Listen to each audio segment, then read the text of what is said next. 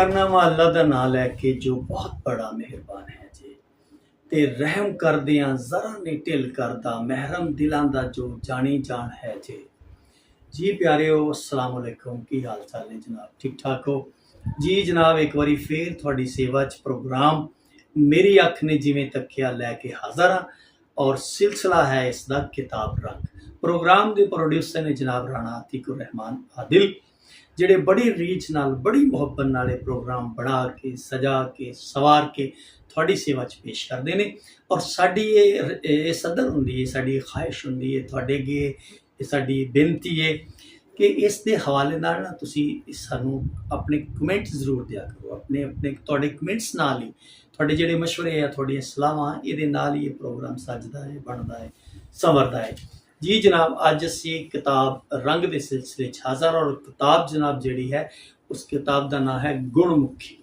और एक खूबसूरत पंजाबी शेरी मजमुआ जनाब चौधरी आशिक हुसैन कंग साहब का एक मन्ने परमन्ने वकील एक जाने पछाने जनाब शायर उच्च पदरी बुलार स्टेज का बादशाह चौधरी आशिक हुसैन कंग की जिंदगी दियाँ इन्नियां क मतलब वो हम जहद शख्सियत सन उन्होंने जिंदगी च इन्नियां क खूबियां सन उन्होंने अंदर कि जनाब एक एक उन्होंने इस खूबी उत्ते एक वखरा वखरा मजमून जिहड़ा लिखा जा सकता है साडा मान साडा त्राण अज साडे चौधरी साहब गो मौजूद नहीं वो अल्लाह ताला दी रहमत में जा चुके हैं लेकिन यकीन करो वो अपनी शायरी के जरिए अपनी गुफ्तगू के जरिए अपन यादों के जरिए वो साढ़े आल दुआले घूमते रहते हैं असी उन्होंने अपने अंदर महसूस करते हैं असी अपन सोचों में ख्यालों ख्वाबों ठीक है जी अपन यादों उन्होंने महसूस करते हैं रब उन्होंने कबर ते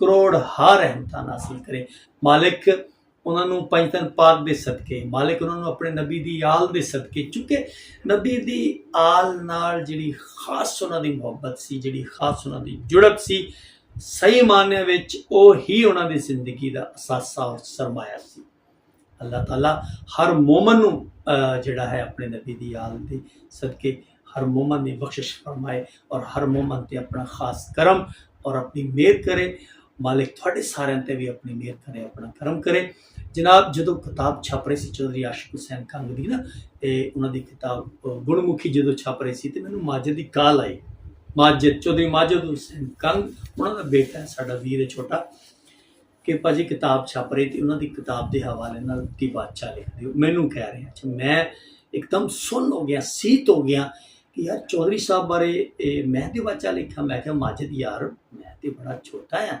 चौधरी साहब तो बड़े बड़े आदमी सन बड़े महान इंसान बड़े बड़े शायर ने मेरी की औकात यार मेरे चार लफ्ज़ां नाल की फर्क पैना यार मैं किसी वड्डे बंदे नूं फैसलाबाद दो मैं डॉक्टर रियाज मजीद साहब नूं कह देना है उन्होंने रिक्वेस्ट कर लेना होर दोस्तों नूं कहने हैं लाहौर तो कह लेने उन्होंने अपने बेशुमार दोस्त ने ते लेकिन माजिद बजिद सी कि भाजी तुसी भी लिखना है बाकी दोस्त भी लिखणगे सो जनाब जो चौधरी साहब के हवाले नाल मैं उन्होंने किताब से कुछ अखर लकीरन लगा तो मैनू वो वक्त याद आ गया 2002 का शायद आज दिन सन जून जुलाई दे जो मैं और शायद इमरान समर में अपनी किताब का हवावां जहर प्याले पीते का मसबदा मेरे कोल सी असी चौधरी साहब के कोल चले गए उन्हों का जोड़ा टाइम सी ड्यूटी का क्लोज हो गया सी चैंबर तो असी बैठ गए असी जिद कर ली कि चौधरी साहब मजमून भी अजो ही लैके जाना वा तो लिखना भी तुसी जरूर है एवं जिमें बाल नहीं जिद कर लेंदे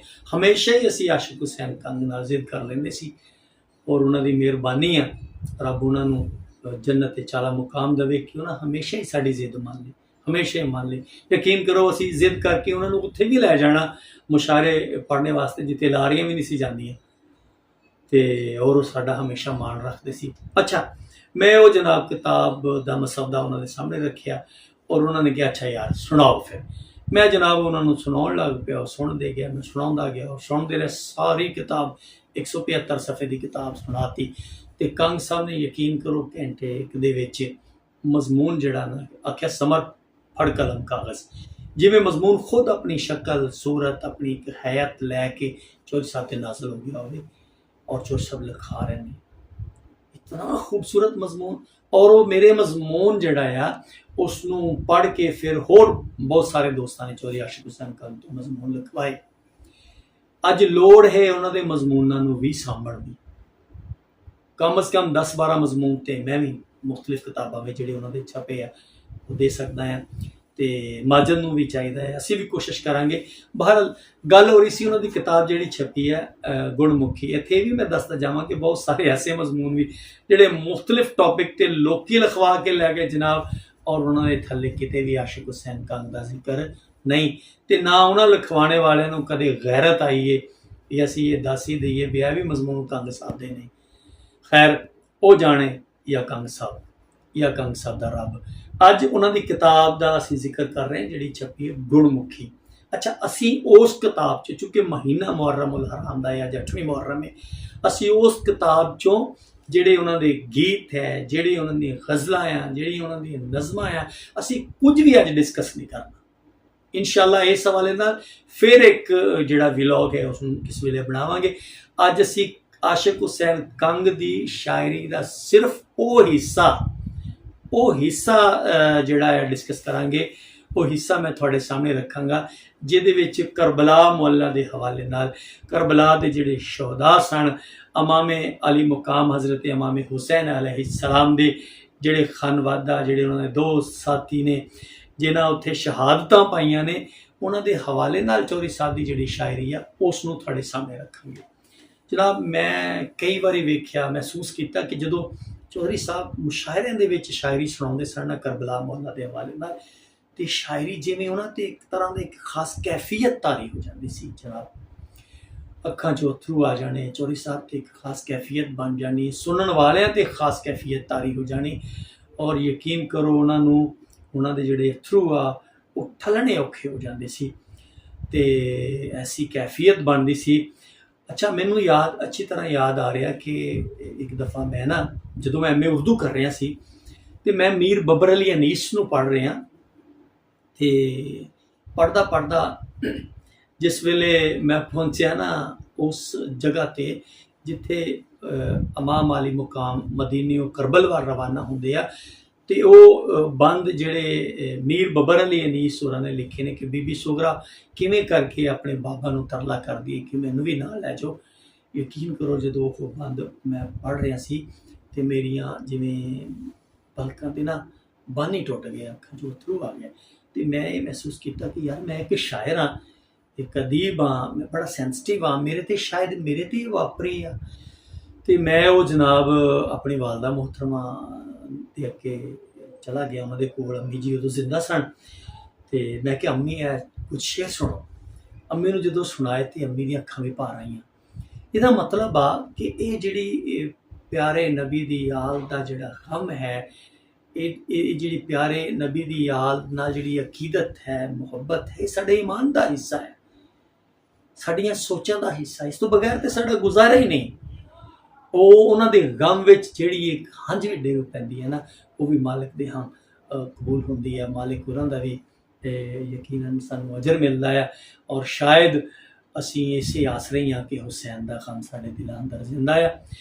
तो मैनू बिल्कुल इंज कदे कदे लगता है, उंज तो साडे फैसलाबाद विच दिलशाद चंद जी, अमीन राही साहब, कौसर अलीमी साहब, होर बेशुमार नाम पंजाबी के हवाले नाल भी लै जा सकते हैं, लेकिन चौधरी आशिक हुसैन कंग का जो असी पंजाबी शायरी का इस हवाले जिक्र करते हैं, तो फिर चौधरी आशिक हुसैन कंग का जो मुकाम है उन्होंने जिमें करके एक एक मंजर लकीरिया है, एक एक किरदार नूं जिमें करके एक एक किरदार ते लिखा है, शायद बाकी लोगों ने घट लिखा। कभी कभी मैंने इंज लगता, हालांकि चौधरी साहब का अपना एक मुकाम है, मैंने कभी कभी इंज लगता जिमें पंजाबी में चौधरी मीर अनीस ने, चौधरी आशिक हुसैन कंग जिमें पंजाबी जुबान में मीर बबर अली अनीस ने। ये मेरा अपना ख्याल है, मेरा अपना ज़हन है।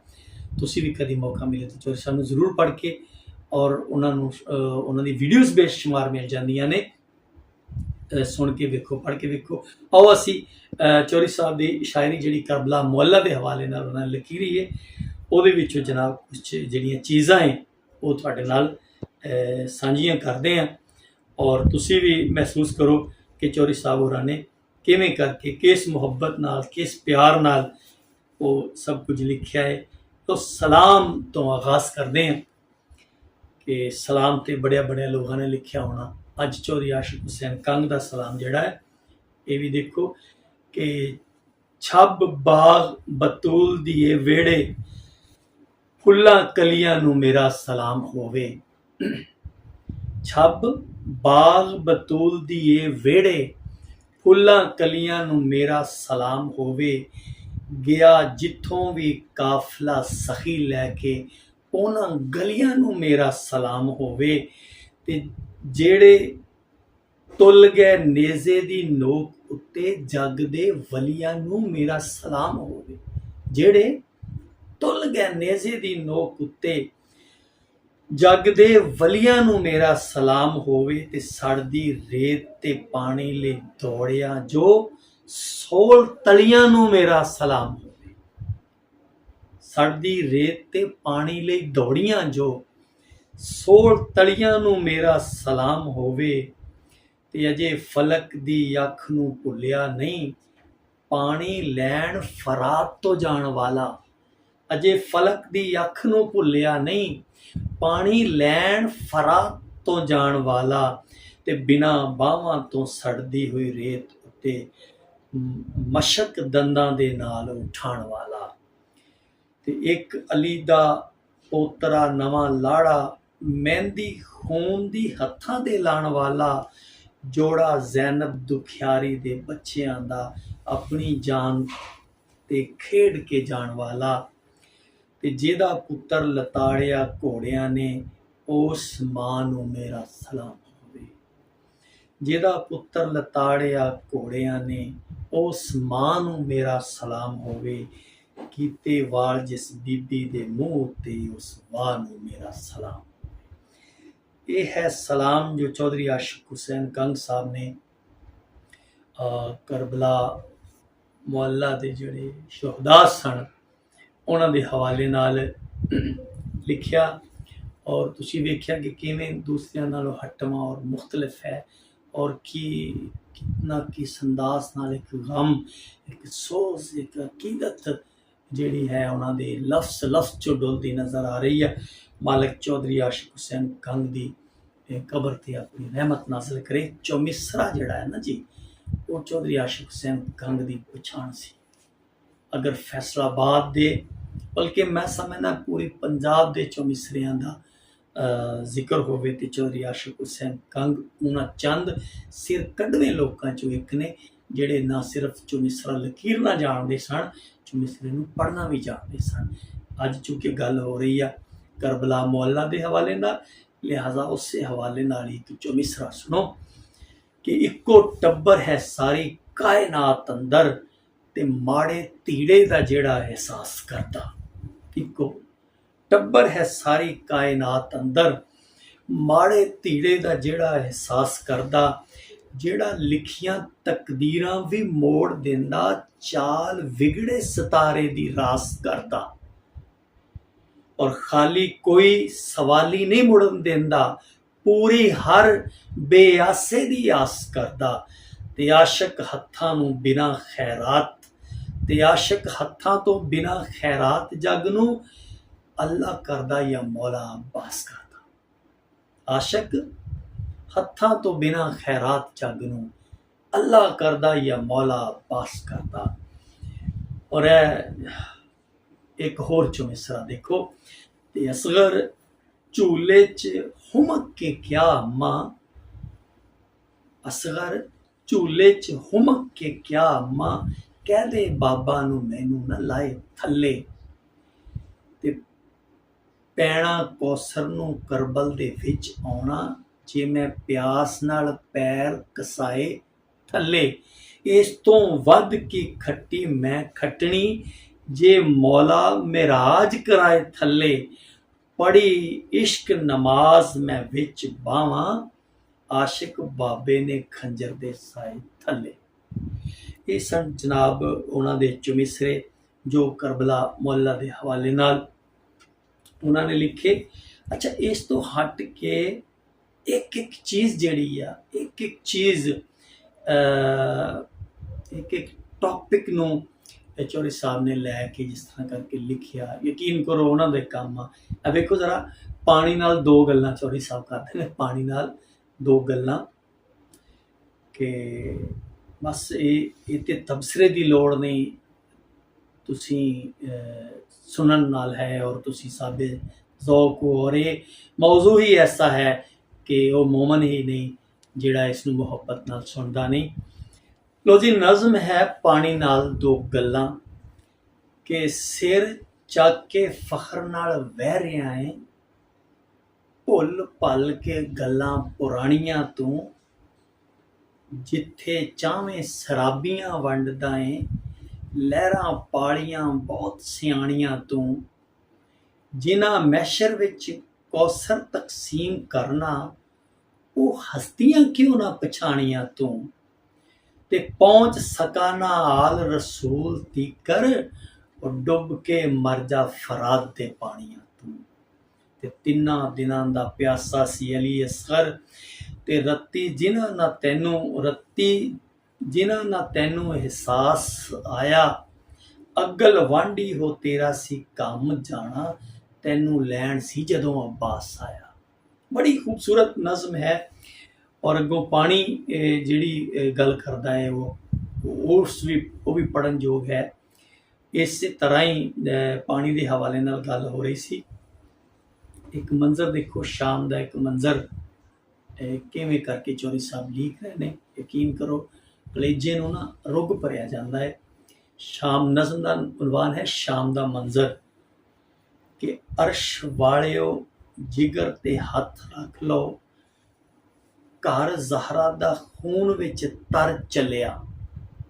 ਅਰਸ਼ ਵਾਲਿਓ ਜਿਗਰ ਤੇ ਹੱਥ ਰੱਖ ਲਓ, ਘਰ ਜ਼ਹਰਾ ਦਾ ਖੂਨ ਵਿੱਚ ਤਰ ਚੱਲਿਆ, ਦੇ ਕੇ ਸਿਰਾਂ ਦਾ ਦਾਨ ਵਿੱਚ ਕਰਬਲ, ਝੋਲੀ ਸਖਣੀ ਦੀਨ ਦੀ ਭਰ ਚੱਲਿਆ।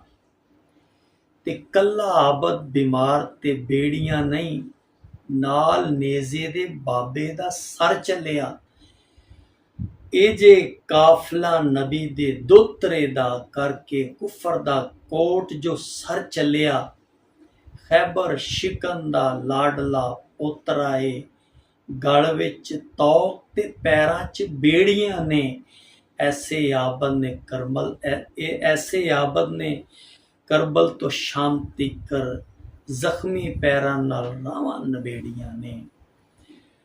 ਔਰ ਇਹ ਜਨਾਬ ਇੱਕ ਮੁਕੰਮਲ ਨਜ਼ਮ ਹੈ, ਯਕੀਨ ਕਰੋ ਬੰਦੇ ਦਾ ਕਲੇਜਾ ਪਾੜ ਜਾਂਦਾ। ਇਹ ਜਿਹੜਾ ਨਜ਼ਮ ਪੜ੍ਹਦਿਆਂ ਇੱਕ ਨਜ਼ਮ ਸੁਣੋ, ਉਹਦੇ ਵੀ ਦੋ ਤਿੰਨ ਸ਼ੇਰ ਮੈਂ ਤੁਹਾਨੂੰ ਸੁਣਾਵਾਂਗਾ। ਨਜ਼ਮ ਦਾ ਉਨਵਾਨ ਹੈ ਇੱਕ ਮੰਜ਼ਰ। ਤੁਸੀਂ ਆਪੇ ਪਛਾਣ ਲਓਗੇ, ਆਪੇ ਹੀ ਜਾਣ ਲਓਗੇ, ਆਪੇ ਹੀ ਸਮਝ ਲਓਗੇ ਵੀ ਇਹ ਕਿਹੜਾ ਮੰਜ਼ਰ ਹੈ ਕਿ 10ਵੀਂ ਰਾਤ ਮੁਹर्रम ਦੀ ਪੈਰ ਪਿਛਲਾ, ਅਜੇ ਕਰਬਲ ਦੀ ਰੇਤ ਚੋਂ ਸੇਕ ਆਉਂਦਾ। 10ਵੀਂ ਰਾਤ ਮੁਹर्रम ਦਾ ਪੈਰ ਪਿਛਲਾ, ਅਜੇ ਕਰਬਲ ਦੀ ਰੇਤ ਚੋਂ ਸੇਕ ਆਉਂਦਾ। ਕੱਲ ਨੇਜ਼ੇ ਦੀ ਨੋਕ ਤੇ ਖੁੱਲਣਾ, ਜੋ ਉਸ ਕਰਬਲ ਦੇ ਭੇਤ ਚੋਂ ਸੇਕ ਆਉਂਦਾ। ਤੇ ਜਿਹਨੂੰ ਪਾਣੀ ਮੁਹੰਮਦ ਨੇ ਆਪ ਦਿੱਤਾ, ਉਸ ਫਸਲ ਦੇ ਖੇਤ ਚੋਂ ਸੇਕ ਆਉਂਦਾ। ਤੇ ਲੱਫਾਂ ਮਾਰਦਾ ਪਰੇ ਫਰਾਤ ਉਧਰ, ਇੱਧਰ ਤੱਤੀ ਰੇਤ ਚੋਂ ਸੇਕ ਆਉਂਦਾ। ਤੇ ਬੁਰਕਾ ਪੋਸ਼ ਇੱਕ ਇਸ ਫਿਜ਼ਾ ਅੰਦਰ, ਸੜਦੀ ਰੇਤ ਉੱਤੇ ਚੱਕਰ ਲਾ ਰਹੀ ਏ, ਕਦੀ ਉੱਠਦੀ ਏ ਕਦੀ ਬੈਠਦੀ ਏ, ਚੁੱਗੇ ਕੰਡੇ ਵੱਲ ਖੈਮਿਆਂ ਜਾ ਰਹੀ ਏ। ਤੇ ਚਾਲ ਢਾਲ ਸ਼ਹਿਜ਼ਾਦੀਆਂ ਵਾਂਗ ਇਹਦੀ, ਕਿਸੇ ਦੁੱਖ ਨੇ ਕੀਤਾ ਨਿਢਾਲ ਲੱਗੇ। ਨੰਗੇ ਪੈਰ ਫਿਰਦੀ ਤੱਤੀ ਰੇਤ ਉੱਤੇ, ਕਿਸੇ ਗਮ ਵਿੱਚ ਹਾਲੋਂ ਬੇਹਾਲ ਲੱਗੇ। ਇੱਕ ਬੜੀ ਖੂਬਸੂਰਤ ਔਰ ਪੂਰੀ ਨਜ਼ਮ ਹੈ, ਯਕੀਨ ਕਰੋ। ਇੱਕ ਅੱਖਰ ਚੌਧਰੀ ਆਸ਼ਿਕ ਹੁਸੈਨ ਕੰਗ ਦਾ ਕਰਬਲਾ ਮੁਹੱਲਾ ਦੇ ਹਵਾਲੇ ਨਾਲ ਜਿਹੜਾ ਹੈ, ਯਕੀਨ ਕਰੋ ਪੜ੍ਹਨ ਜੋਗੇ। ਔਰ ਇਹ ਜਿੰਨੀ ਵੀ ਉਹਨਾਂ ਦੀ ਸ਼ਾਇਰੀ ਇਸ ਨੂੰ ਪੜ੍ਹਦੇ ਜਾਓ ਔਰ ਬੰਦੇ 'ਤੇ ਇੱਕ ਖਾਸ ਕੈਫੀਅਤ ਤਾਰੀ ਹੋ ਜਾਂਦੀ ਹੈ। ਮੇਰੀ ਦੁਆ ਹੈ ਕਿ ਮਾਲਿਕ ਇਹਨਾਂ ਅੱਖਰਾਂ ਦੇ ਸਦਕੇ, ਮਾਲਿਕ आले मुहम्मद दे सदके चौधरी आशिक हुसैन कंग दी खबर ते करोड़ां रहमतां नाज़िल करे। जनाब अज दा साडा ये व्लॉग जिहड़ा है, अज दा साडा ये किताब रंग जिहड़ा है, तबसरा जिहड़ा है वो अपने अंत नूं पहुंचिया। जनाब इजाज़त दिओ, प्रोग्राम के हवाले नाल अपनी राय और तजवीज़ हमेशा सानू देंदे रहा करो, क्योंकि ये नाल ही साडा प्रोग्राम जिहड़ा है वो चलदा है, बनदा है, संवरदा है। अपना ख्याल रखना। अल्लाह सुन लिया।